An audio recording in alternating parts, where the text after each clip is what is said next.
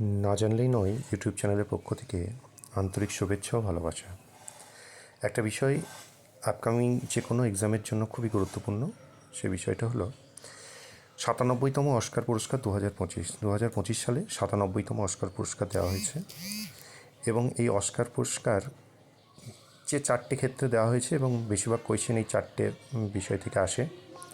সেরা ছবি হয়েছে আনোরা ছবি এবছর 97তম অস্কার পুরস্কারের সেরা ছবি হিসাবে ঘোষিত হয়েছে। সেরা পরিচালক শেইন বাকের, উনিও আনোরা ছবির পরিচালক হিসাবে পুরস্কার পেয়েছে। সেরা অভিনেতা আদ্রিয়ান ব্রডি, ব্রুটালিস্ট সিনেমার জন্য ওনাকে পুরস্কৃত করা হয়েছে।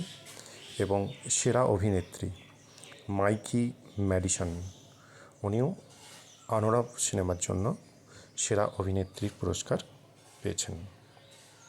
আশা করি তোমাদের উপকারে লাগবে।